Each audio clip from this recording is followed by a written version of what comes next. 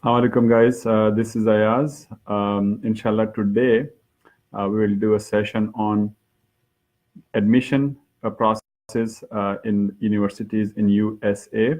Um, Primarily, the whole discussion would be in English, but if any question and I need to clarify some of the things, I may speak in Urdu just to make it easy for the people.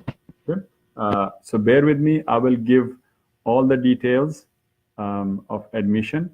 And if you have any question, inshallah, the question would be answered toward the end, since a lot of things would be covered.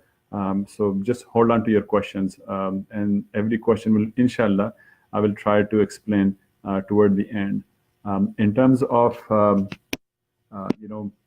taking notes, the best thing is right now just listen to the video. Since the video would be done, everything is recorded. You can watch it later on and get those notes later on. In the start, I would prefer you guys just to listen so you can ask me good questions. Okay, and hopefully we will try to explain every single thing, and also make sure that you get every point that you need for this admission process. Okay, so I'm just giving right now introduction, and I want all people to join so they can be part of this live session, and they can get all the information they need for this process. Okay, so maybe 30 seconds or a minute more. In the meanwhile, make sure that you do have at least some notebook. So if some question comes in, please write it down on the notebook. Do not post anything right now, because so many people are gonna post, and then eventually they all gonna just disappear. I would expect the questions toward the end, since I'm gonna be covering so much material, and you would probably get your answer while we speak. Okay.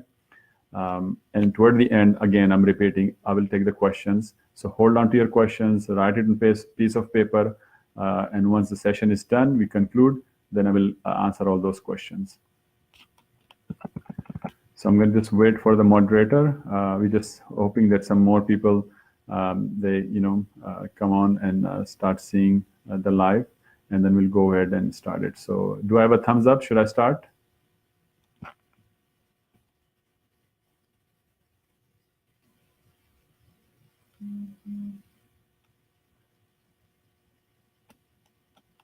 So we're not going to delay, unfortunately, because already the session was started a little bit late. There were some technical difficulties. Hopefully, you should be able to, answer the. You should be able to listen to the recorded video later on. So I'm going to start. Bismillah ar-Rahman ar-Rahim. Thanks for coming, everyone. I have had other videos you may have heard, seen, but there is always something new. Always something that comes up that we have to make sure that everybody's aware of.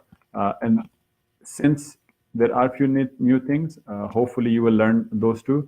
But keep in mind the admission process in general, it is very straightforward. And of course, it's easy for us to say straightforward since we have been through this process. Everything is online. Okay, small nitty-gritty information that sometimes you need. That's where some of the mentors or some of the people who have went through this process may be able to help you in a better way. Now, everything that I tell you right now, every information that I provide you, you have to keep one thing in mind. It's a journal information. Okay, if you are in some particular condition, if you have some particular situation, then you have to ask those questions in private, because then it's much easier to answer those questions. For US, the journal assumption that I can tell you about higher education is, for PhDs, all PhDs positions are fully funded. Okay. Now we have seen recently some trend that they give admission to some student, even though they don't provide them the financial support or the funded position. And that seems to be a normal trend now, which may arise from the fact that they assume that you might join them with your own scholarship. So let's say you apply for fully funded US admission. If you do not get admission as a fully funded candidate, they may offer you admission, and they may expect you that you may bring your own grant, which could be HSC somewhere else, blah blah blah, which is a possibility. So if you do get in this situation, depending on your situation, we may have a different answer for you. So please, those people who think they may have question about they got admission but they don't have funding, it depends on their circumstances, and those answers are very specific. In general, in US, one thing that I would like to clarify, and hopefully I will make a video separate for that on a YouTube, and then we can definitely share with everyone or write a small note. In US admission process, you will encounter 4 different departments. Remember, 4 in any university. And again, it's a journalized discussion, so don't take it that, oh, my university doesn't do it. Well, maybe that one does not, but even most of them, they do. You will have a admission department. You will have second one, your department. So let's say Department of Engineering. Within the Department of Engineering, you may have Division of Civil Engineering, Computer Science, and other. So one is department, second is your admission department, okay? Third is a graduate school, okay? So 3, you have to remember, admission, then it's your department, and third is your graduate school. 4th is international office, okay? You deal with the first 3 eventually in the start. The last one, which is your international department, or they have a different names in different universities, that plays a role once you get the admission. So the first 3, which is admission department, the department you are applying, and the third is the graduate school. They are very important in the start. You have to read about these 3, especially the graduate school and the department that you are applying in. So let's say you're applying in computer science, just for example. You will definitely go on their website. You will read about their programs. If they have a computer science program, and if they are applying for a PhD, is this PhD related with your interest?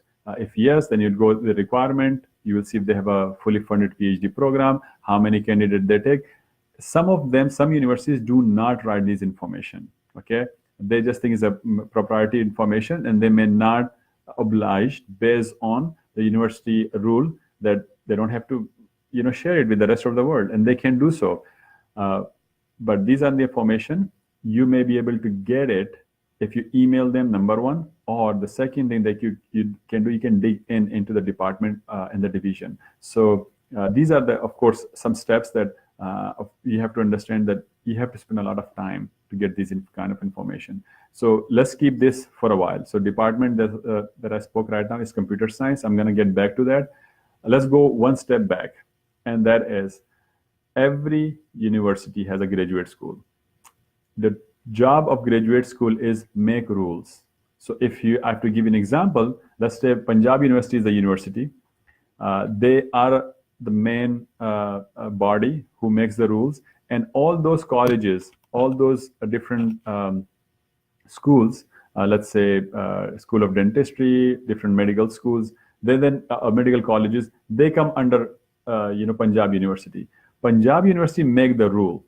Once they make the rule, all those colleges has to follow them. Now those rules are general, very generic rules, that this might be the admission criteria, this will be this, you should provide that, but not necessarily the Department of Engineering or College of Engineering or computer science or let's say civil engineering, they have to follow those rules, but they may have some extra, number 1. Sometimes they may have some concession. If you read rules, you read some of the requirement on graduate school website that these must be met. Sometimes they may have some luxury in terms of they may have, let's say, they may say only 10 PhD student will be accepted in College of Engineering, okay, per division. So in their case, let's say if there are 5 different divisions in the College of Engineering, computer science, electrical engineering, electronics, civil, or mechanical, they may say every year they take 10.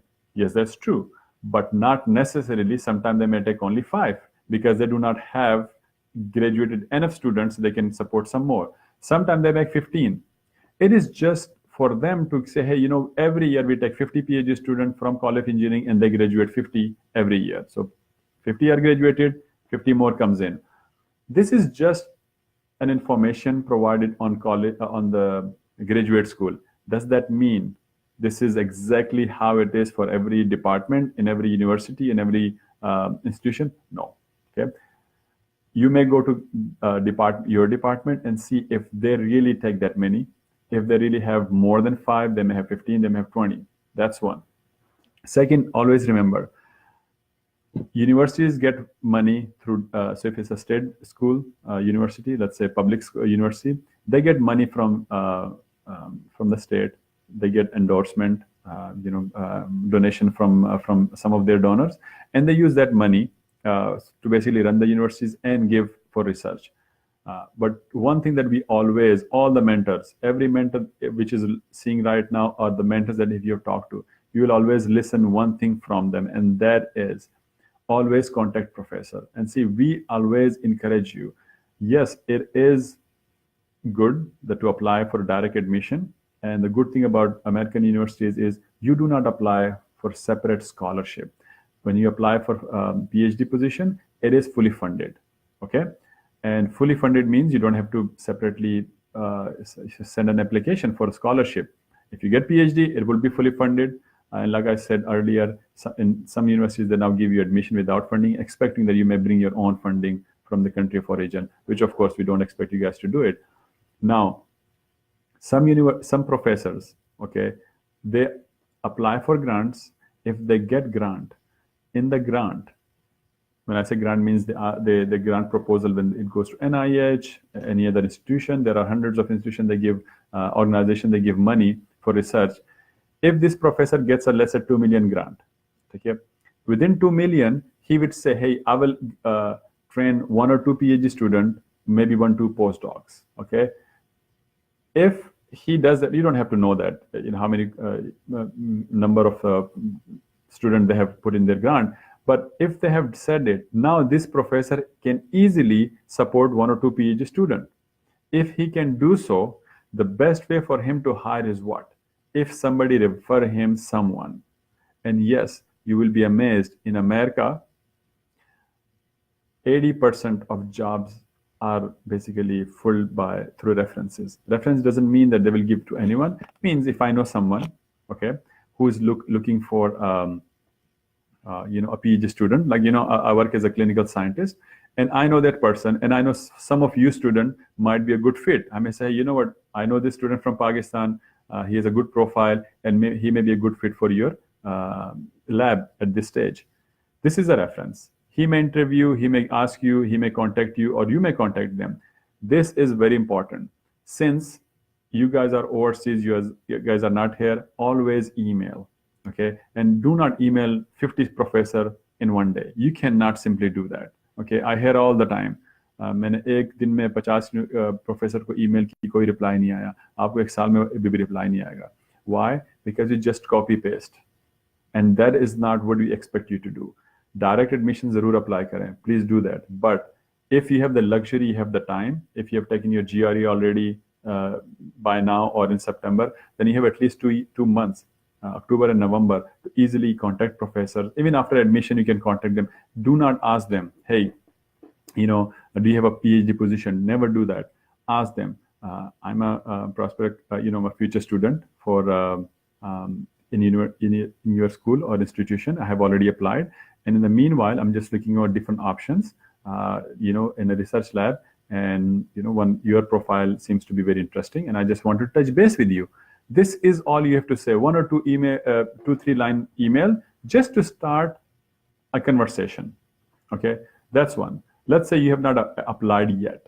Still, you can email them if you have the luxury of time. If you have taken your GRE, then yes, you have the luxury. But if you have not taken the GRE, my first suggestion, and all the mentor would agree with that, please pay more attention to your GRE, because the higher the score, the better it is. If somebody asks me what the minimum score they get 340.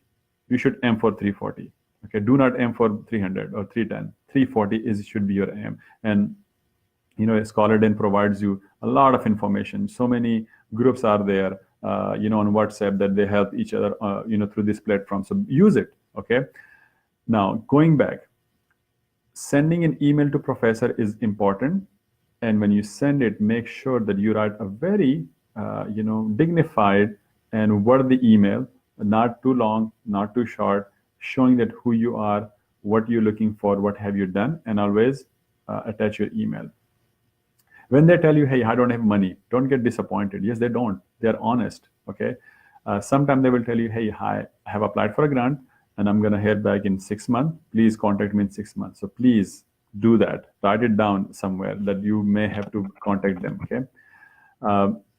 And then once you have started conversation with them, then after that we'll give you basically a very specific answer to what email you get from them. I cannot cover those in here. So I have covered two things. Number one, direct admission, very straightforward. You need GRE, you need English test, you need SOP, CV, and of course we help with writing the SOP and CV. And of course, scholarship then provides you a platform where you can prepare for GRE. Okay. Now the question that arises when I told you in the start was there are 4 departments, 3 that you deal with in the start: admission, a graduate school, and your department. So I talked to you about the graduate school. They make the rules, your department follows it, but you make sure that sometimes some of the information the graduate school apply may completely not be implemented by them. Means they don't violate, but they have their own ease for the student. And let's say if they say we don't have too much money, we only provide 5 PhD students, they may say no, we have money for 10 PhD students, because some of the professors have their own grants. Okay, so they may go through the system, university system, and choose student for that extra 5, or they may go through some references which I just explained. Okay, now the first thing that you have to always start is with the admission department. That's what I'm going to go now. Admission department, the job of admission department is very simple. Okay, they take your paperwork, they assess. If they see everything is completed, they forward it to the Department of Engineering, Science, Computer Science, or wherever you have applied. Okay. If you ask them about any funding, they will not be able to answer you. So please do not waste your time asking admission department about any funding. This is not their decision. Okay. Number one, all you have to do is fulfill your requirement through admission. Once that is done, then you may ask them, hey, or you can dig in and find out the information of the department where you have applied, okay? And then contact them about anything, which is what is the status of your application, if there is any, what are the funding chances. You can even ask them how many students you take, these are the question admission department cannot, and you should not ask them, okay? They have no knowledge. They're a bunch of students, and let me be very honest to you, hopefully, and maybe some of you guys who go there for a master's, and I will cover the master, funded opportunities later on. All these students who work in international office, their job is get the paperwork and get it in the file and basically forward it to the department. So just imagine if you go there for a master's, you become, you get a campus job and you become one of the front desk person or the person who would collect these documents from international student. Would you know all these knowledge? The answer is no. So what you are doing is you are asking someone who is in the same level like you are about, hey, is there a funding position? Is there in this? They will not know. Okay, so please do not ask admission department about any kind of funding. As long as you fulfill your requirement, you fulfill all the paperwork, you send it to admission office, your job is done with them. Your main contact person should be in the Department of Engineering at computer science if you're applying there, or computer electronics, or if you are applying for basic science, within basic science, whichever your division is, you will talk to them. Do not send an email to the Department of Biosciences, to sciences. Sciences, Department of Sciences are basically a division within science, within College of, let's say, different, let's say it could be science and humanities, science and this. This is another thing that I wanted to cover since it's come, so let me just explain. The way structure of any university work is very simple, but sometimes very complicated. Okay, so you will never hear medical university. You always hear College of Medicine. The same way you will always hear College of Engineering. That means there is a university and that has a medical university, college, engineering college, science college, then let's say business and some other. Okay. So university, one, then branches. So you have engineering, medical, life sciences, and then maybe business. Okay. Then the division even go further, and that is, let's say within sciences, you will have College of Science, which would be only talking about social sciences. Then what would be basic sciences like chemistry, biochemistry, physiology, those kind of. Okay. Then you have within engineering you have electronics, electrical, civil, so many. So you have to make sure that you find the right department, right division, and within that college, and then email them. Otherwise, your email will be lost. Okay, because they get so many requests that they will not be able to fulfill that. Another thing, when you email professor or any department, please do not expect they will reply within one day. I get every day 10, 12 emails, and I cannot reply every day that many.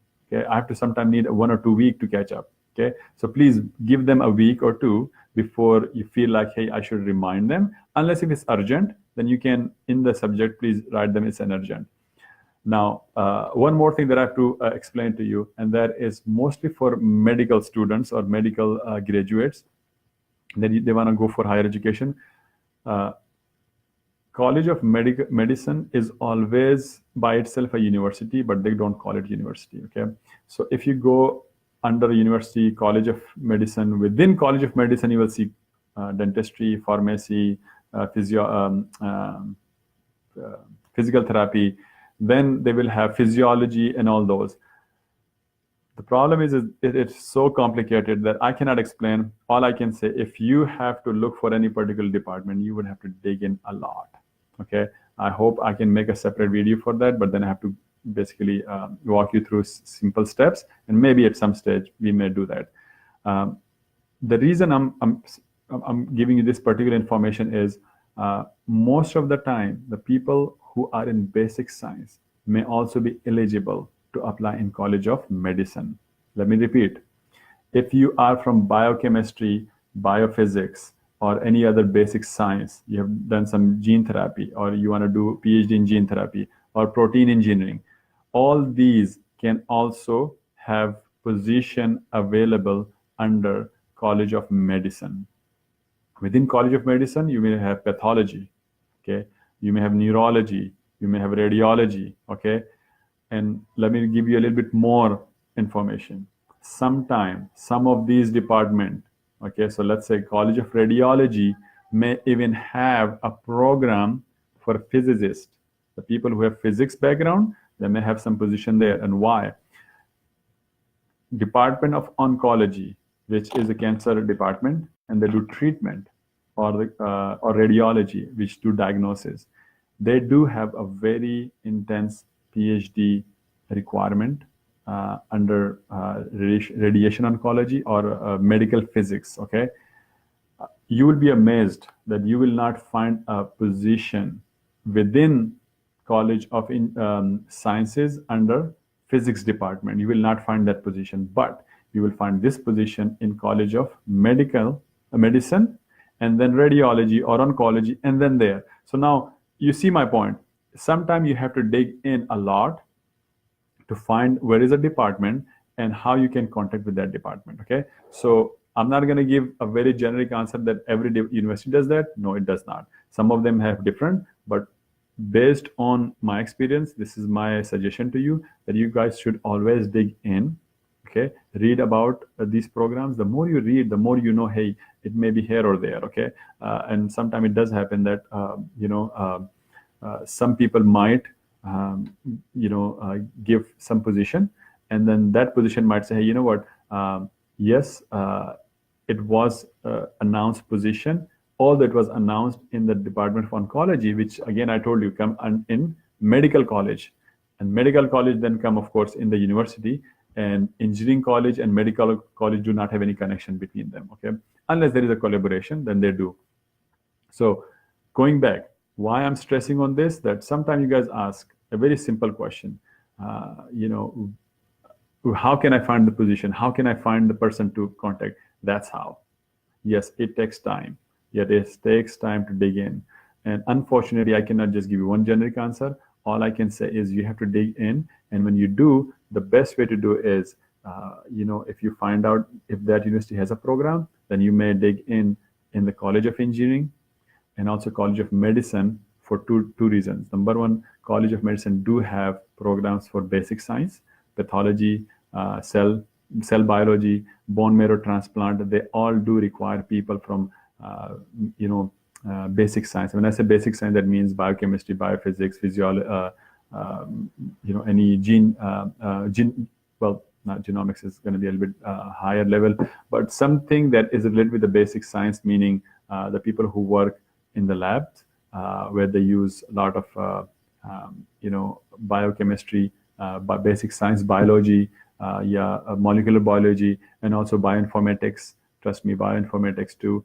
So all these different background may find some position in the College of Medicine, not in College of under the College of Science. Okay, so keep that in mind. Sometimes you may have a different positions in these two departments. So keep that in mind that you may have to dig in both if they have it. If they don't have College of Engineering, then College of Medicine, then of course there is none that you have to worry about. Okay, so I explained again 4 different departments. Okay, the 4th one would be the international, which I'm gonna get back to it. And then I told you how these 3 different department works, and they do not sometimes have any connection. So please do not ask a question that is related with the graduate school from the college of from the admission department or from the department you're applying, because they will have no clue. Okay, and always email, because in email you get written proof. If you call them, they may not even answer because they're always busy. And even if they answer you on the phone, you do not have any proof to prove it in the future. Okay, so always email them. You can, and again, I'm repeating this. If you want to have a follow-up, give them at least a week to 2 before you ask them for a follow-up. Don't expect they're going to email you the next day, because you're not the only one who's applying. There are other thousands of students applying there from all over the world every year. So you're not the only one. Second, any question that comes related with the university, please do not ask on the social media, because believe me, if I tell you, hey, that's the answer, and you go tell them, I asked bhai ne bola tha, they will not take that, because I am nothing. This is their school. Do not listen to the people who tell you, hey, is university mein apply nahi karo, admission nahi milega. Look, this is not the decision of your neighbor. This is not the decision of your colleague. This is not the decision of your friend. Okay, no matter that friend is a PhD student in the USA, do not listen to them. The decision is made by admission committee. If the admission committee want to give you based on some circumstances, that you may not be the strongest applicant, but your SOP was amazing because you wrote something and you had a very good plan of work, you may get it, and the stronger applicant may not get it. Okay, so do not get disappointed that you did not get, number 1. Okay, second, do not ask this question from social media. Always ask the university the basic questions. Okay, the one that is not the basic one, I mean something which is you want to clarify. Otherwise, like small thing, that the one I'm explaining, the general one, yes, you can ask anybody, and you can do so. One last thing, that although one of the student that I told recently, and that one of the university do not require GRE, and please do not ask me the name of that university, because I would not tell you that. And the reason is, although the university say, hey, the GRE is not required, but trust me, everybody who will apply will have a GRE. Okay, why? Because they're not the only. This is not the only university they're applying in. Okay, they are applying to 5-6 universities. This one was one of them. And when they applied, they had a GRE. Guess what? You did not take the GRE. You thought, well, they did not require.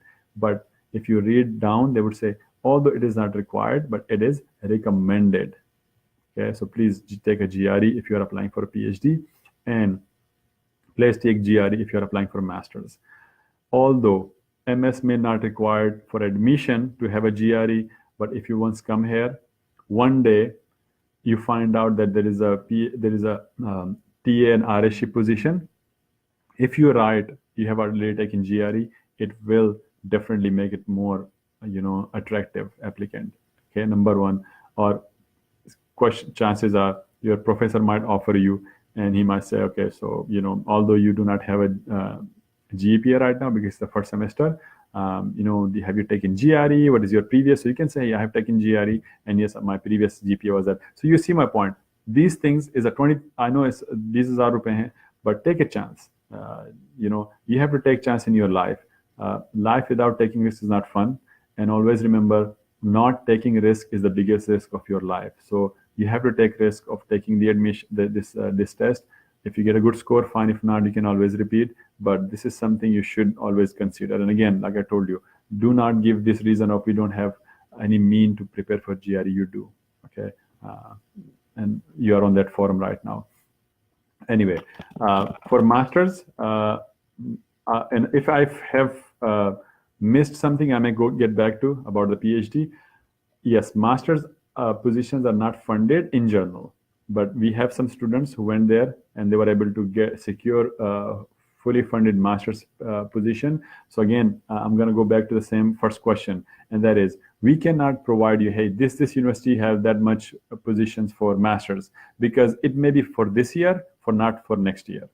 Okay, so let me give you an example, and this will hopefully clarify a lot of ambiguity about how you can sometimes get fully funded position for masters.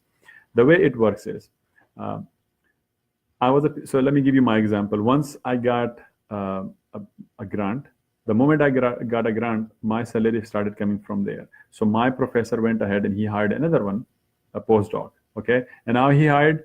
The guy emailed him and saying, hey, I'm looking for I just graduated. I'm basically looking for options. And the same day I got a grant. So he said, look, this guy would now have his own grant, so I can hire another one.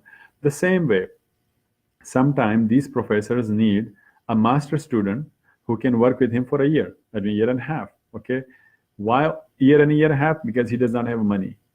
And how it works, the money thing, it's very complicated. I cannot explain everything, but the way it works is, if I'm a professor and I have 20,000 rupees, $20,000, sorry, in my account, and I can only use that for to train someone or get an equipment or get some stuff for my lab.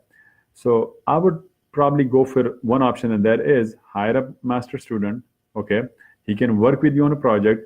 Based on that project, you can basically write a grant, and that grant could be $2 million. And this is how it works in research, basically. So instead of buying an equipment, I'm like, okay, why not hire a student and do some good research? Now, I only have $20,000. Can I hire a PhD student? The answer is no. Can I advertise this position? The answer is no. Why? Because if I advertise, I have to pay money. If I then start interviewing students, it will cost me money. So guess what? I will just wait and watch. So all of a sudden I get an email, and this guy from, let's say, somewhere in Asia, and he emails me, okay, and I read the email, and I'm like, well, I'm looking for a student anyway, and I read his CV, and I'm impressed. I will email him back, hey, can you provide me your final project? Do you have any research experience? Blah, blah, blah. If thing goes on, I may even have interview him. See, everything is free. Email is free, interviewing is free, Skype is free, and within a month, I interview him, and I'm like, well, he's a potential. Now, I have $20,000. He needs that $20,000, and I need his expertise because he has those expertise. I will definitely support him and ask him that he should apply for admission. And yes, in this case, I can even tell admission department that, yes, I will support him because I have money. And yes, I have a proof. I have a document. So the reason we always ask you to contact professors is this reason, okay? And I can give you even more details, where the money come from, how money, but this is not your concern. Where I get my money or the professor get money is none of your, something you should worry about. Your job is, if you find some professor in your field and you think that you have the capability to help those and in their research, and of course you'll be a good addition to their lab, email them. Please do not just send email to random people. Read about them. Read about biography, read about their research, read about their current papers. You can even talk to their, contact their student and ask them, what's going on. That's why it takes time. That's why it's a long process, and not everybody can get it because you need determination. So based on what I just told you, this example, it shows that yes, you must contact professor in your field, the people who are basically in your field, and you think that you will be a good fit for their lab. Now, sometimes some universities may have funded MS positions. They don't advertise, but again, if you go on their department website, but again, see, this gets tricky here. Maybe in College of Engineering, computer science, which is that one division, do not offer any funded MS, but maybe College of Physics does. Okay, under the sciences. Okay, now knowing that they may do, how would you know? That's where you have to read about that particular division, that how many students they have, how many grants they have. And believe me or not, some university would provide, they keep their website very up to date. Not all of them, but some do. And they say we have right now 20 million of worth of a grant from, let's say, 7 different faculties. Okay, and this particular faculty has that many graduate students. So let's say at one stage my professor had 25 graduate students, 5 of them PhD, 20 of them were masters. So if you find some professor like this, that is someone who has money. Okay, that's how you find out. That's how you know, based on that how much grants they have, and they usually, it's a public information. You can definitely dig that out. The reason that I'm giving you all these details is to let you know that when you ask us, where should I apply? It's very difficult for us to make this decision for you. This is your decision based on your interest and also the information that you're going to get from their website. I'm not going to read for that, number one. And it may change. If this professor goes to some other university, then guess what? This university may not have money or that many graduate students funded. It will be the next university. How will you find out? Well, you have to search it. Okay, it is very subjective. So these two examples, but the third example that I gave you is that why we expect you to dig in a lot and read into some of these people information is this reason. Okay, again, going back, master's is not funded, yes, unfortunately, but the good thing is once you are physically here, the chances are very high.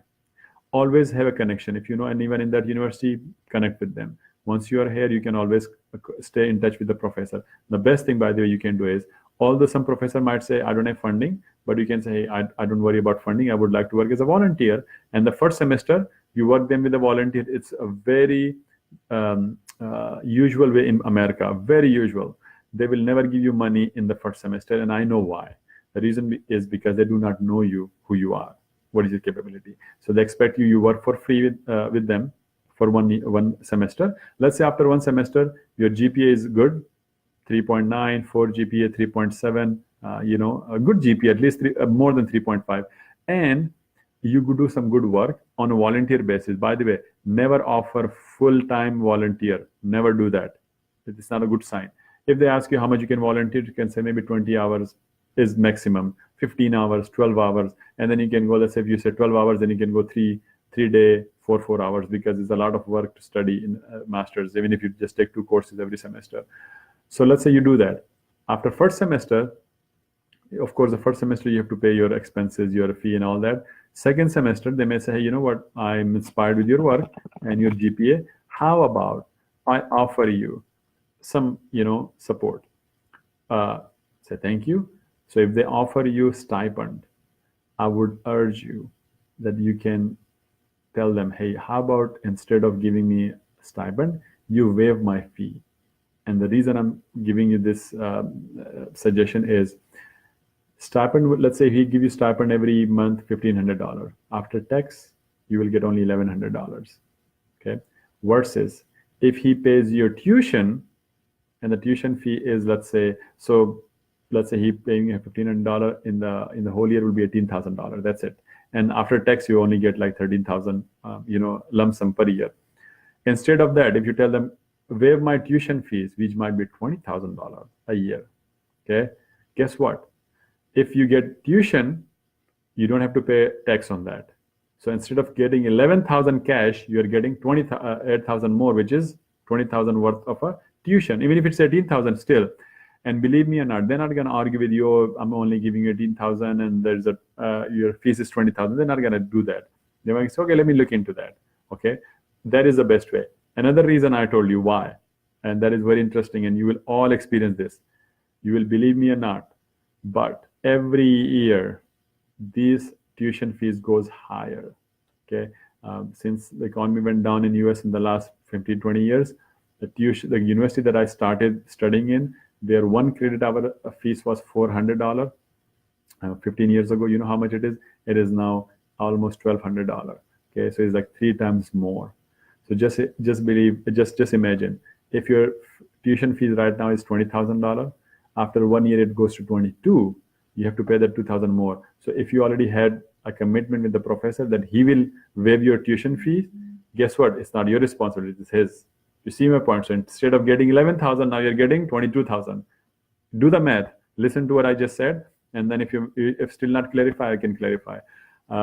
With that, I think I have covered pretty much all with the master's, PhD. And again, like I said, masters, there might be some positions which are masters, but the best way is looking their website, contacting the professor, and then once you are here, then the chances are much more higher getting TA and RA.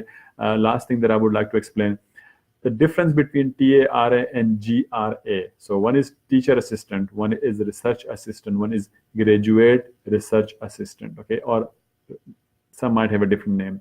Do not get complicated or do not get confused with this complicated terminology. Every university has their own way to do it, okay? So let's say one might call it research assistant, just a person, okay, whose job is a pay scale, basically. If you're a teacher's assistant, you're just assisting the teacher in do what? Get the homework, assignment. When they're doing an exam, you help them with the exam. So if you're a master's or PhD student, you're helping them with the undergraduate.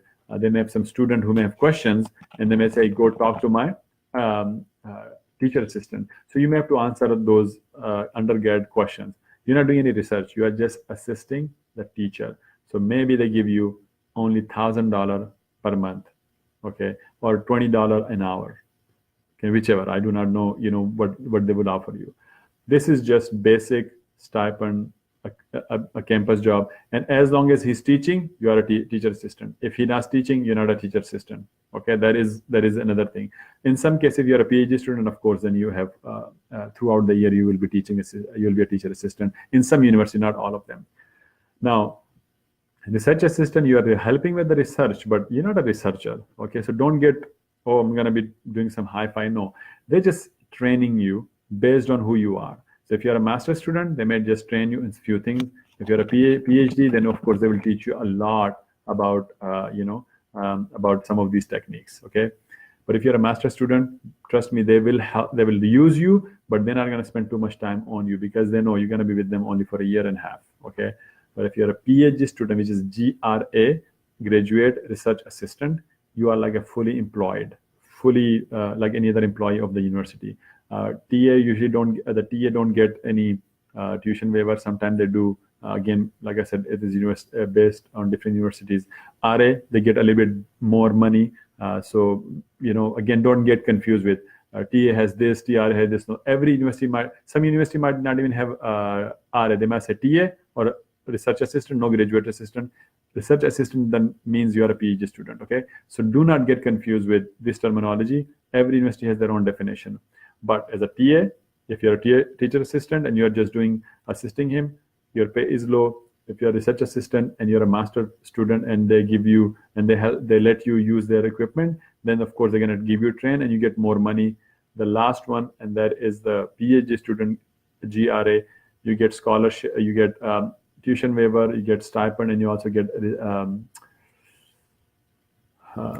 insurance. Okay.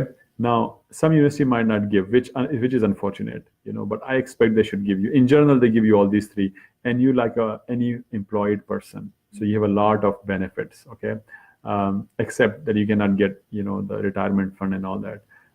But your insurance is pretty good. And you have a lot of authorities in so many ways, which of course very subjective to different universities. Now, one thing that I would like to say, and that is every university has a different way of doing it. some universities, if a professor accepts you as a PhD student, then of course he will give you a project right from the start. Some universities, they ask you to be a TA in the first year of a PhD, which is okay, which is not a bad thing, because what they do is they let you go to different labs, spend some time. The professor, get to know you, you get to know them, and at the end of the year, they may say, hey, you know what, and which is a good thing, because you do have the opportunity to work in different labs and get some hand-on practice on different equipments. So when you are, after a year, when you have done 2 semesters and you know a lot, and you have now 5 different projects that you have seen and worked on, you may be in a good position, say, hey, I want this project with this professor. Okay, so this is your what do you call it, wish. The professor might have a different wish. So if you are the first for this professor number 1, and in his list you are the first one for him, easy match. But if it's not, then of course you may get second, third, or different match. But that's a good thing in a way, that you get to see so much before you decide. On the other hand, 1 year basically you spend on something that you may not continue on. But in my opinion, is a good thing, because this way you get hand-on practice on so many equipments, or projects, or research experience. You will not get any publication. Okay. One thing that I read the other day in one of the group, and people were talking about that author. See, do not worry about the author thing right now. If you are a last, the 5th, 10th author, it is good for you, anything on your CV as of now. Okay. And then second, on PhD is a training. It is not, what do you call it? An education. So you keep in mind that when you apply for that, you should keep in mind, this is something that you have to be very, you have to put a lot of things about them. And that is, it's not education, it's a training. And training means you will be trained for a very specific way to answer, to question and answer something. Okay, so keep those things in mind. Now, I think I pretty much covered everything. So I do not know if there is anything that has left, unless I had something in my mind, and I think I went through all of them. If there is anything that missing, one of the mentor, one of the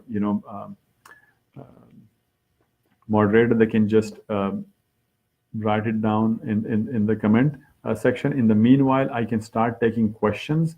So please, if any question, please ask. But like I said, be specific. Do not ask very general questions about university requirement. University requirement is on the university website. Do not ask me or face, some of the moderator on the Scholar Den. If they are answering that, they're not doing anything good to you, because this is not their job, and this is your job. Admission requirement is every university website. Read there, okay? Because I may give you different requirement, and requirement changes overnight. Okay. Same thing goes for visa. Visa requirement changes over time. Okay. So you have to be very proactive. You read there where the requirement should be read from, because if they ask you a question, you may not be able to answer it. You may say, "Oh, flana ne kaha tha." That's not a good thing. Okay. So one question: jobs about after PhD. So here is my thing. If after a PhD you are having difficulty, again, sometimes I have to pull your ear. Okay, I have to give you a harsh answer, or a little bit tough answer. If you are having a problem getting a job after PhD, something went wrong, and that is that either your plan of doing PhD was not a right decision, or you completely blew it up. After PhD, believe me or not, you should not be looking for a job. Job should come to you. And again, I'm saying it in a very different way. Meaning, what happened is, when you do PhD, and some of the PhD students who are doing right now and who might be listening, and they will agree. You know your work, and you know people in the whole world who is working exactly the same research work like you are doing it. Trust me, you will. Okay.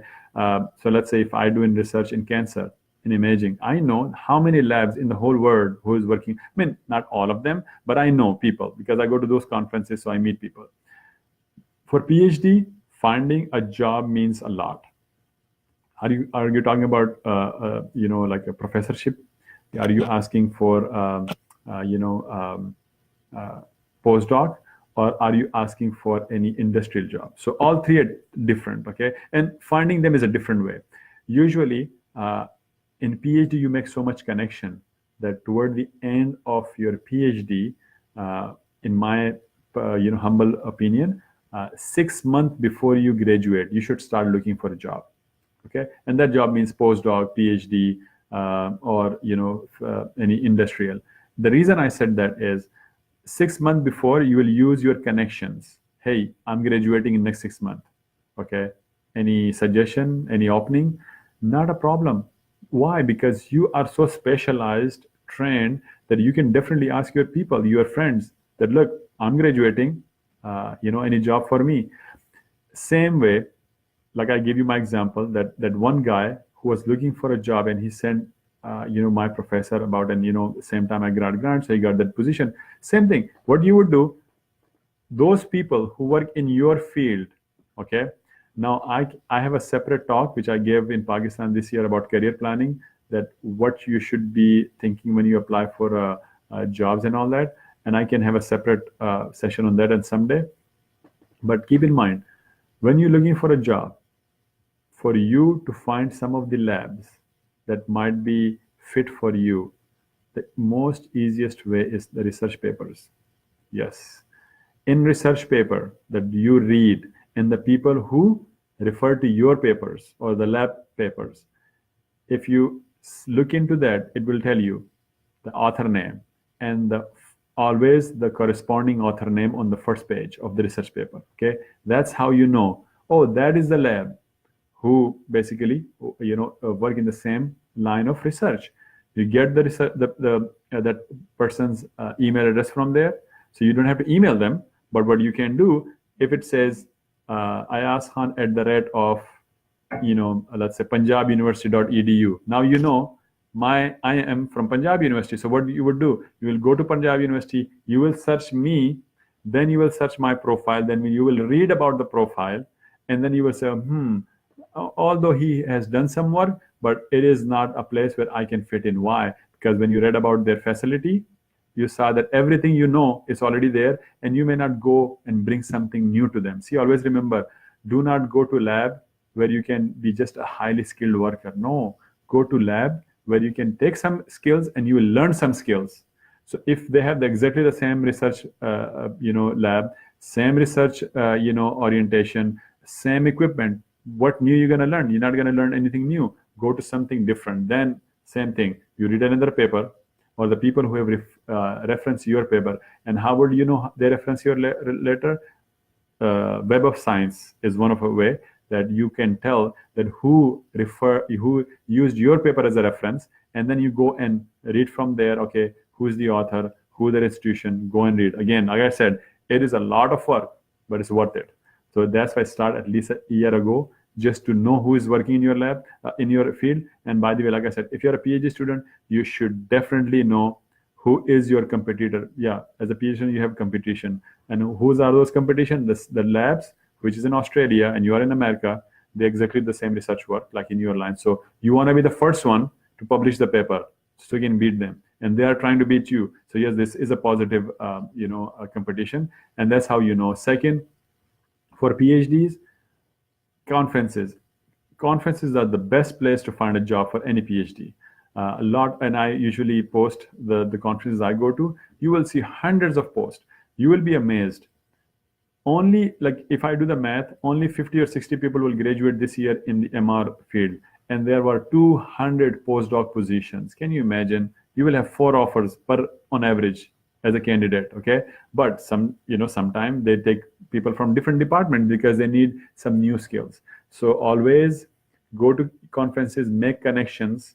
Okay, students like you, get connected with them. Postdoc, who are senior than you, get connected with them. Professors, teachers, and then when you find out some new research. Okay, another thing, the question was good, that how you find a job. The question is, what kind of job you will see is one thing, but in what research area? So let me give you an example. I am in MR physics related, research, imaging, MR in cancer right now, but imaging in general.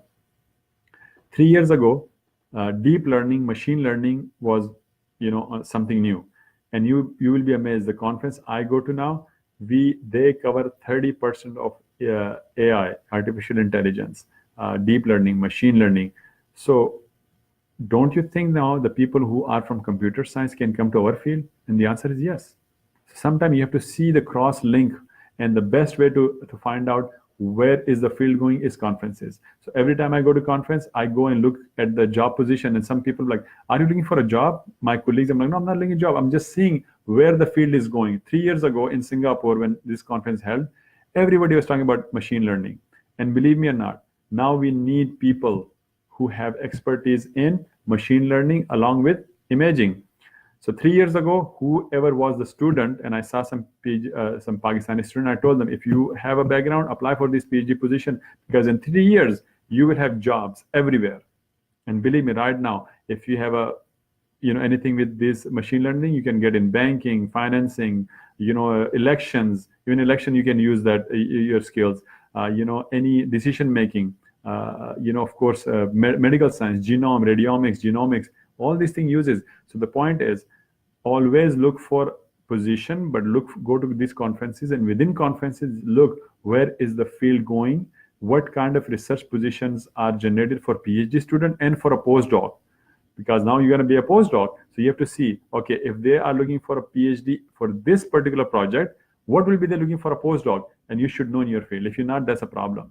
You should work on it. Then talk to your advisor, and they will definitely help you. But after PhD, you will have a horizon. Trust me. In terms of research, now what is career? Unfortunately, 3-4. You can work as a professor, as a research professor in academy, in an industry. Yes, you can work as a scientist the way I work. So that is another option as a scientist, or you can work as a consultant. Okay. So jobs venues are different, but what you need to keep in mind is, after PhD, you will have very limited jobs, because you're very highly skilled. But if you apply, it'll be a done deal, because then how much you will offer them, and they know how much they're gonna get from you, or both. It was both. Okay. So yes, after PhD, you will start jobs a year before looking for, and then apply at least 6 months before you graduate. And trust me, yes, it takes at least 6 years to get the job.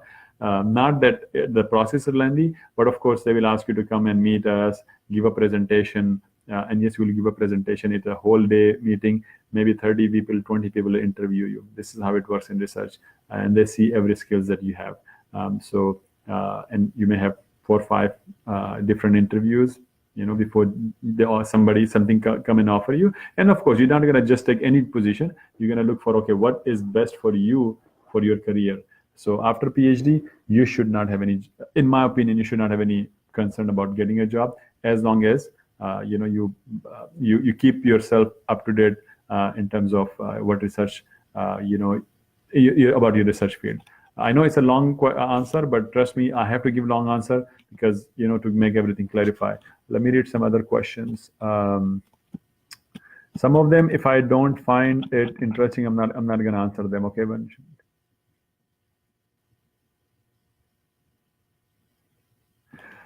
So look, in terms of what is the minimum GRE, it is nobody can give you a clear answer.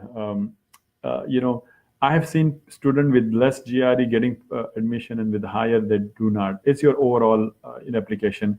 Definitely at some stage you may say, hey, this is too low. But if you ask me, if you have a more than 310, that's a good score. Good enough to basically get the attention.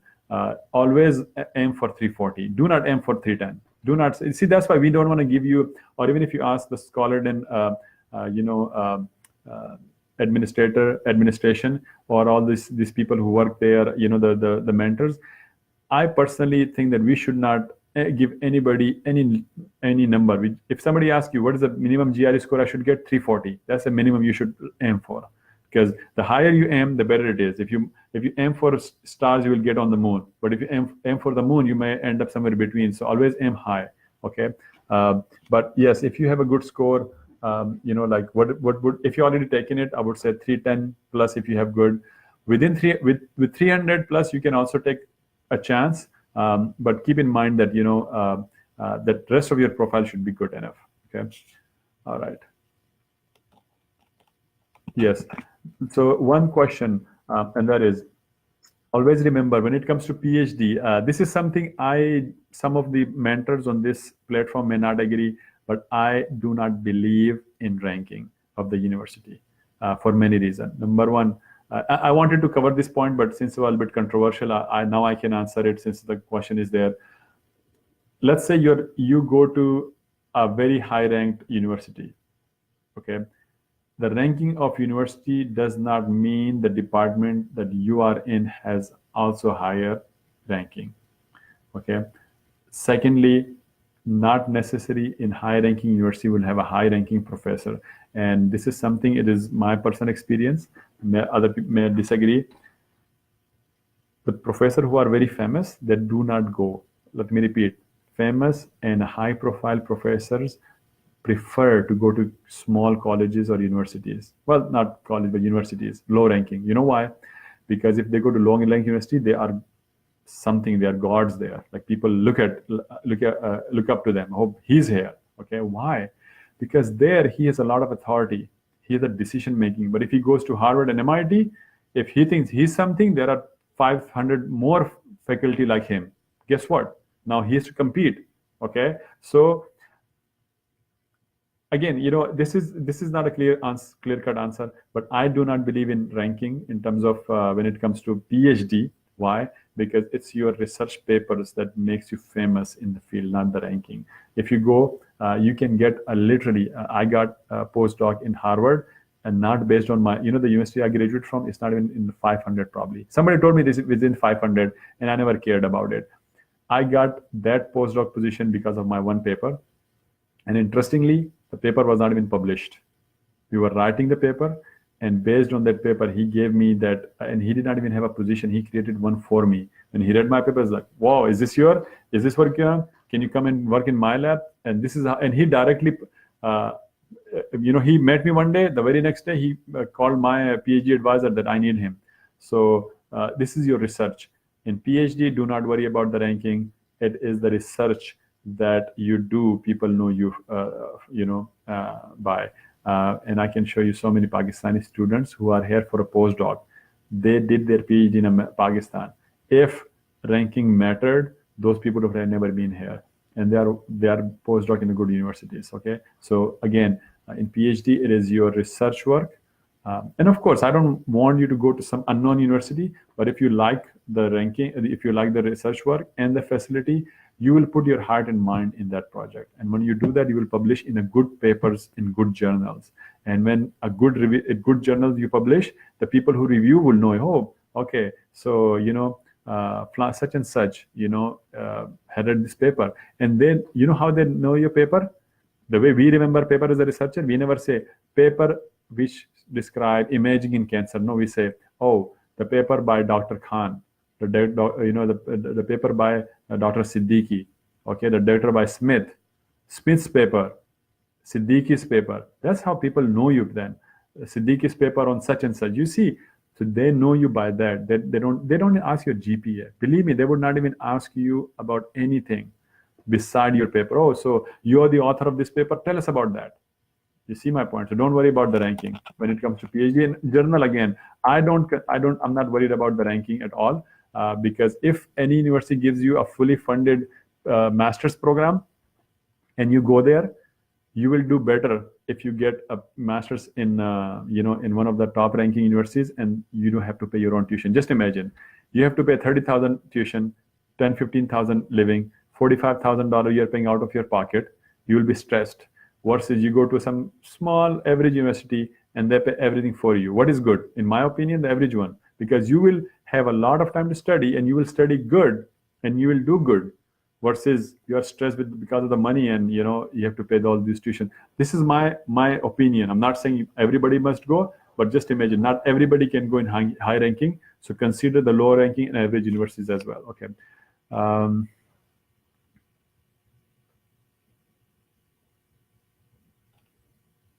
Yes. So okay. So here's the thing. There is two concepts in America when it comes to tuition fee. One is called in-state. So I live in one state. If I go to university here, it will be in-state because I'm a resident, because I pay tax. Okay. But if I go, I literally another state is like 10 minutes from here. So if I go and attend a university there, which is a 10 minutes from here, I will pay twice the fee as compared to the people who live there. Why? Because I don't pay tax to that state. So it's called in-state, out-of-state. Sometimes they waive for international student or even for other. So let's say if the tuition fee is 20,000 a year, and they say, yes, we can give you 50% off. Yes, that is possible. And yes, you can take those. And that is definitely, you can basically accept, depending on what your situation is. And once you come here, still, this offer is not from the professor. This offer is from the university, maybe the graduate school. The department did not offer you. This offer was from graduate school. So guess what? You can still apply for TA and RA. What if you get the TA RA ship? In that case, if your fee, if your stipend is 15,000, 18,000 again, same example, and you're getting 11,000 after, what do you call it? Tax detection, everything. Then, and your tuition is at 8,000, 9,000, then do your math and get the best benefit out of it. Okay. All right. Let me go to the next one. I already answered that question. I answered that question too. Some of these questions I have already answered, so please. Yes, one question. Sorry, I did not. I should have mentioned that. So yes, you guys can definitely apply for PhD after your BS. After your undergrad, you can apply for PhD. You will get a PhD degree only after your BS. It will only say PhD, but it is a basically master's plus PhD. Now, recently, and let me just clarify this for many people, HEC has said it that you cannot go direct PhD, which is, again, I do not agree. I do not know why they come up with this. Hopefully they will change it. But there is a trick, and the trick is very easy. You go take that PhD direct admission after BS, okay? And after you finish your master's requirement, you can tell the university, look, the country I come from, unfortunately, they want me to have both degrees. So what would they do? They will allow you to basically apply for commencement, which is the convocation, and and depending on how the universities has their requirement, they may ask you, hey, change your status to master's, get graduate, then change it back to PhD, which is like a very easy paperwork. They have to just sign it. So what you can do, you can, as long as you fulfill the requirement of master's, get the master degree, put on the gown, go to commencement, get pictures, and then after PhD, get another degree for PhD. So you will have undergrad, master's, and PhD. Very easy to resolve that. But yes, you can apply after master's. Okay.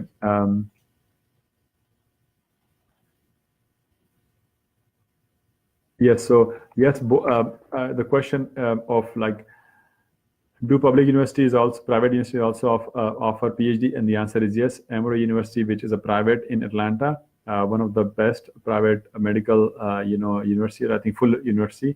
They have a lot of funding. So yes, they do. Okay. Well, see that one question about funded internship. The answer is yes. One of my students, she got a funded internship, but unfortunately, her visa was not, approved. So the answer is yes, you can. But the only thing you keep in mind that getting a student visa is much easier than getting, a work visa or, like that. Because if you go there for internship, they have to give you a work visa, and work visa is immigration visa. Like you can. From work visa, you can apply for immigration, and that's where it gets a little bit tricky. That's all I would say. But the answer is yes, you can apply. So the one question about master leading PhD, well, this is, when I say PhD, means it is master plus PhD or master leading PhD, but they don't call it master leading PhD because you don't get master's degree. You just get, from undergrad, you apply for PhD, and then you get PhD degree. But as I mentioned, if you apply, if you have to fulfill the requirement for AC, get the master's degree, and that you can talk to your university department. They will definitely facilitate that. One of the question about the salary after PhD. So it depends. If you are, I can tell you one thing. If you are a postdoc, the postdoc might start about $37,000 minimum. The maximum they will give you 42 first year, and it eventually increases, but it will not go more than 50,000. So yes, it's very low pay for PhD. But again, PhD is is something that when you do it for the sake of science and research rather than for money. But trust me, if you become a good researcher, you may invent something and you may make millions of dollars with patent and all that.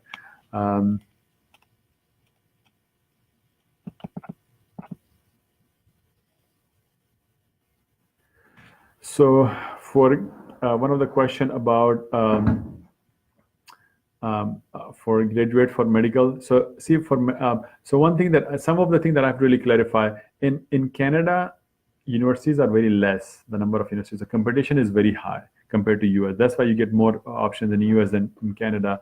For medical school, university students there, one of the things that you have to keep in mind, if you want to work as a doctor in US or Canada, you have to take your their medical test, and of course after that residency, and then that is the best way to do it in terms of you want to practice medicine there. But if you want to go for studies, then of course you have to fulfill the requirement for master's or a PhD if you continue. Last year we had several MBBS students went for PhD. So yes, even the MBBS student can go for a PhD, and then their PhD could be in basic science, or like I said, under the College of Medicine in different department, neuroscience, radiology, neurology, cancer, pathology, physiology, so many different that you can apply for.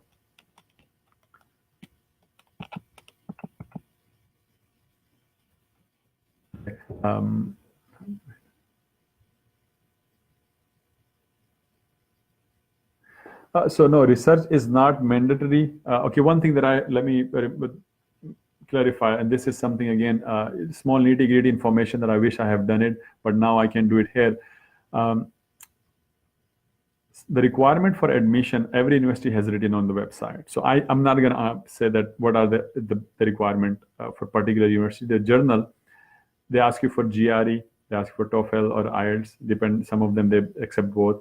Or if you're not clear, email them and ask them. Do not ask your friend or me. Ask them so you can have a proof in the email. If they ask for research, is not required in any university that I know in America.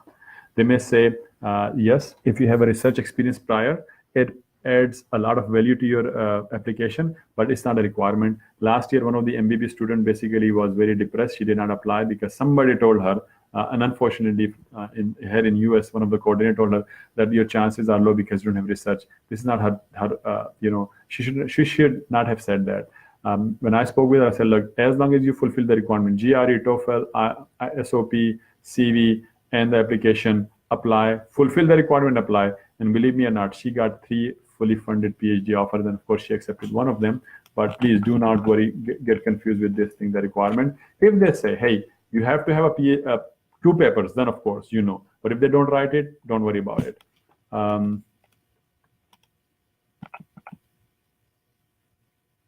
Yes, you can apply in the 6th semester if you are, and then you're graduating next year. But the only thing is that you have to keep in mind that usually the session starts September. If you are graduated by September, yes, but if you're graduating December, then your joining would not be possible, and that might be a little bit of concern. So if you are applying, the way I look at it, I would give you my, is the best thing is when you are finishing your 8th semester, start preparing for GRE that year. So let's say if you graduate this year, December, start your application, read about PhD before, and then start your GRE now. Take it before May if you can. Apply for a Fulbright. Again, apply for Fulbright. If you get it, you don't have to accept it. If you think for Fulbright, you don't want to come back to Pakistan, don't accept the Fulbright, but at least apply. It will tell you who you are, and give you a deadline. But if you think you cannot take it in May, then of course, don't worry about Fulbright. Take it at least July, August, so you can have September, October, in case you have to repeat. And then before that, you should work on the application. and then apply for the next year. I understand that if you apply in the sixth semester, which would be basically, I would not say apply in sixth, I would say apply in seventh semester. If you are right now, if you are in sixth, do not apply. Apply in next 7 and 8 semester, so you can get in 2019. This way, you will only have 6 months. And believe me, you think 6 months is a lot and is a waste? No, 6 months you will be amazed at how that 6 months will go, because you have to prepare yourself. You have to get the housing, moving there, getting settling down. You need at least 5-6 months. In my opinion, people who applying for visa should apply 6 months in advance, or whatever. America does not offer you. I think they have some particular deadline within that you can apply. But as long as you can apply as early is good, because based on that you have to prepare your depart. Okay.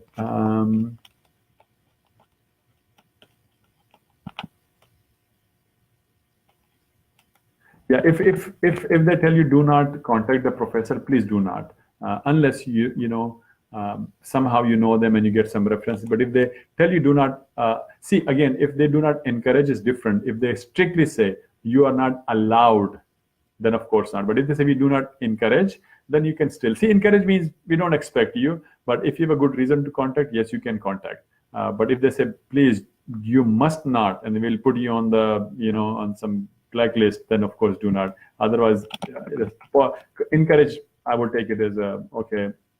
Please do not, but if you do, that's not a big thing.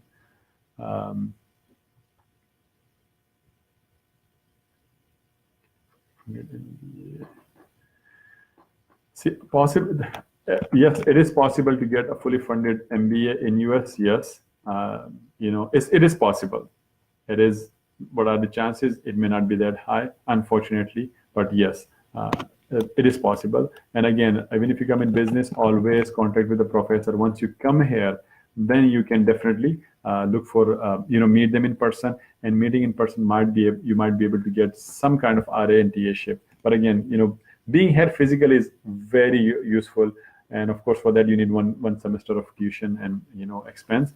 But make sure that before you come to America, you do have some kind of communication with them. It makes it easy. Okay, so for the question for postdoc, how many papers should be published? The answer is, even if you do not have one paper published, you can still get a postdoc. Yes, it is amazing that I'm saying that, but it is true. And the reason is sometimes some of these basic science people, they may not even have one paper published as a first author, and they still can finish their PhD. The reason is the paper they're writing, the advisor know that it is a very good paper.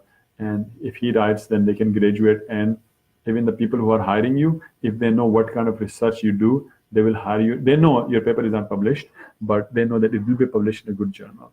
So the question, so there is no minimum. But again, if you have good papers published in PhD, of course, it gives you a good edge. But again, good papers, not just papers. Yes, so it is not necessary to contact the professor. That's correct. You just apply for admission and you are considered for a fully funded PhD candidate. But we encourage you to, if you have the luxury of time. Again, if you take your GRE in November and you apply for admission in December, you do not have time to contact professors. Okay, you may do in the future once you have applied all the universities. Then you may, and do not just email them, hey, I have applied. Can you accept me? No, email them for some good reason. If you have a good research experience and you think that you may be a good use for them, then definitely you should contact them and say, look, I have worked such and such. I have applied many universities. Your university is one of them, and I'm looking for a good lab which might be a good match for my research. Maybe you have 2 papers, and based on that you're saying it, and then tell them, hey, is there any what are your what are your future? Just start the communication, and then we can help you how to shape your email. This way, if the professor know about you, they may not help you get the position. Let me be very honest to you. Some of them may tell you, hey, look, I cannot help you in the admission process, but once you are elected or selected, I will consider you as a PhD student. Okay.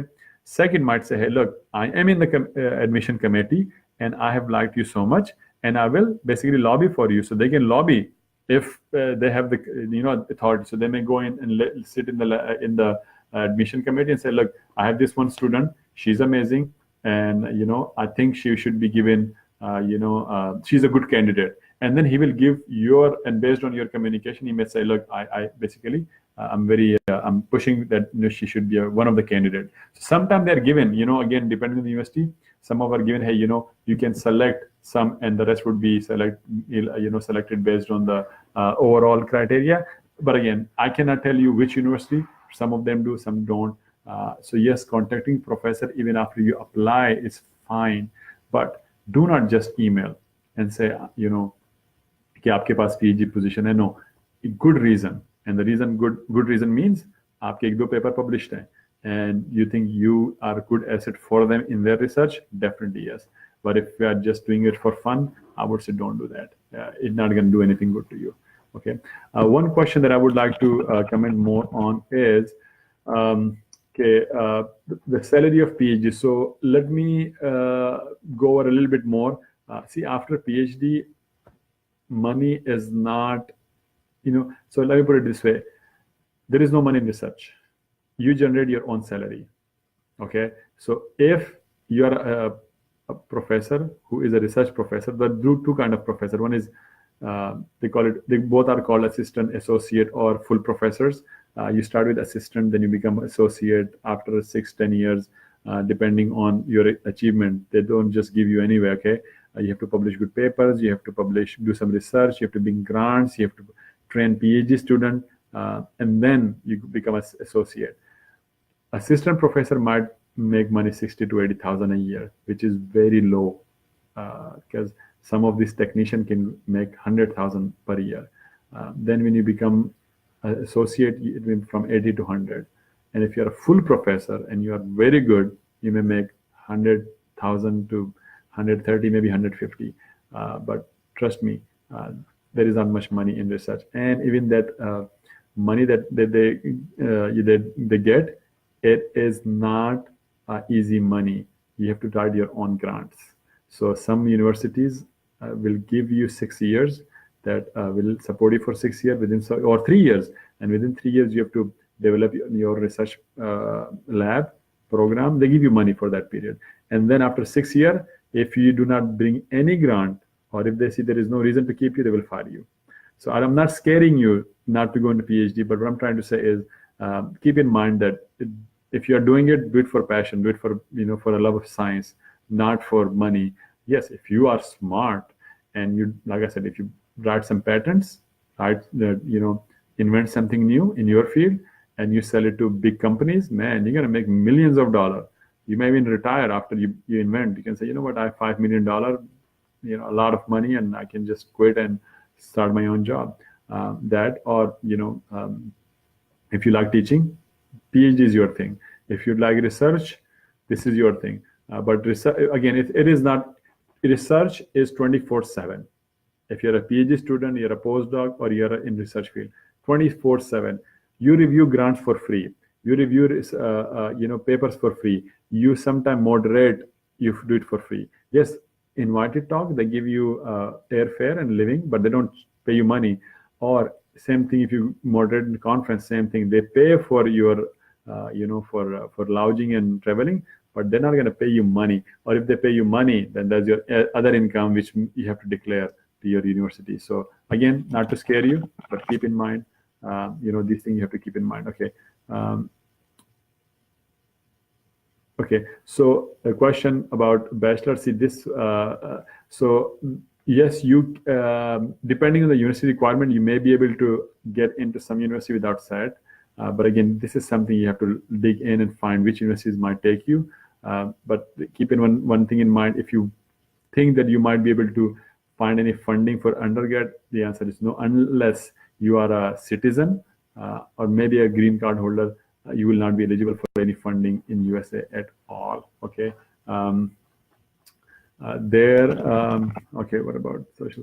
The question is not clear. What about it? Like, are you asking that can you apply? The answer is yes. For social sciences, you can apply for PhD. It will be fully funded in journal again, unless the university specify that we do not have money. And these are the small nitty-gritty questions that we cannot answer, unfortunately.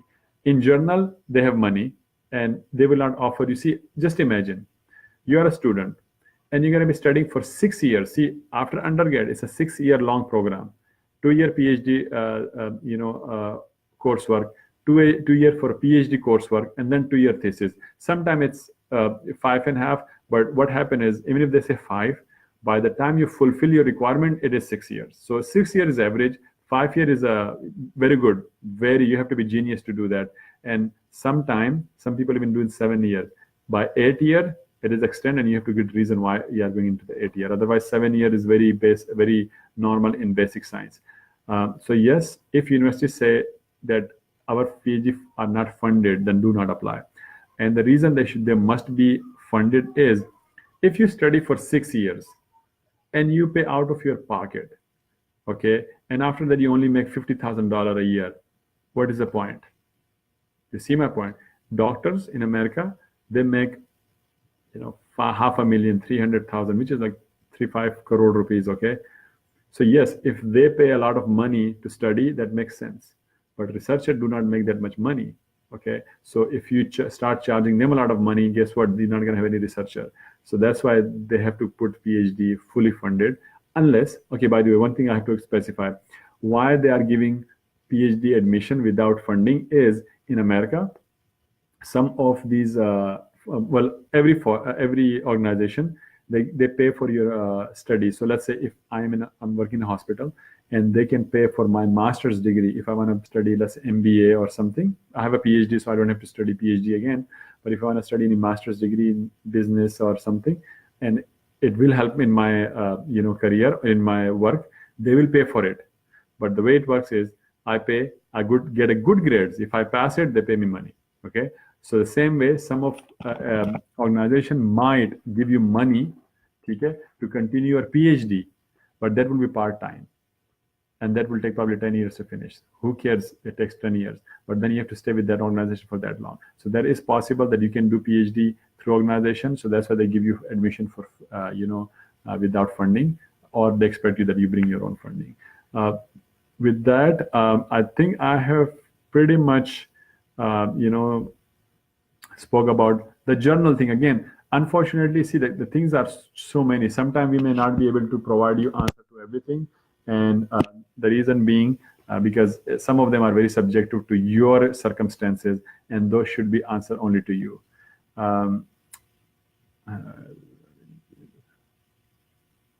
Yes, so as a pharmacist, you should be applied directly to PhD. Sometime they may ask you for evaluation. Well, most of the time they ask for evaluation, if I'm not wrong. Some of the mentor might comment on that. But evaluation is very common right now in medical field.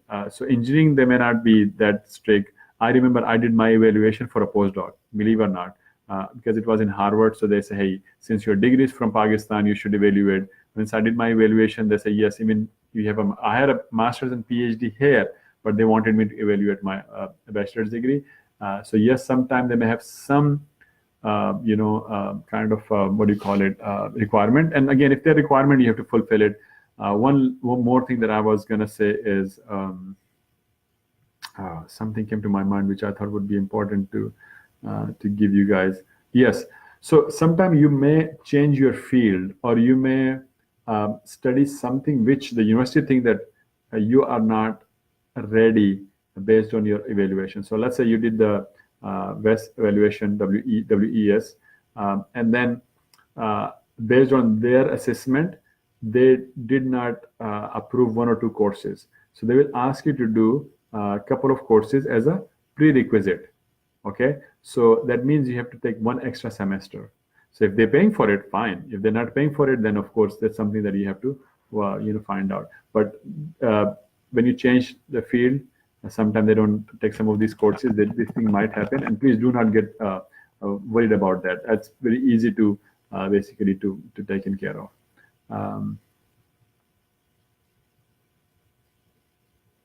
I have already covered this availability for the master student. I'm not going to repeat that answer, so you can review the whole video. So this video we've of course posted. We're gonna on this forum. If you have questions, of course you can ask questions. There are other mentors; they might be able to answer it. And again, hopefully, if things turn out to be too many questions and queries, we may do another session just to basically clarify those points. But like I said, overall, the admission process is very straightforward. As long as you fulfill the requirement, you can apply. The question comes in when you guys look for specific questions, then it's not general as a specific question, and it might be just applied to that particular university. One of the things. Second, the most important thing that you guys have to do, GRE, you have to spend a lot of time. And the second most time consuming thing is, and depending on your own situation, you can do it, is finding the university and shortlisting the university. This is your job, okay? Spend a lot of time, months, no problem. The more you study, the more you read, the better, informed you will be. And the easy it gets, by the way, toward the end, to choose the university and write a good SOP. If you read about 50, 30 different programs and you write your SOP will be amazing, polished. It will have so much information because you chose this program based on so much information. Okay?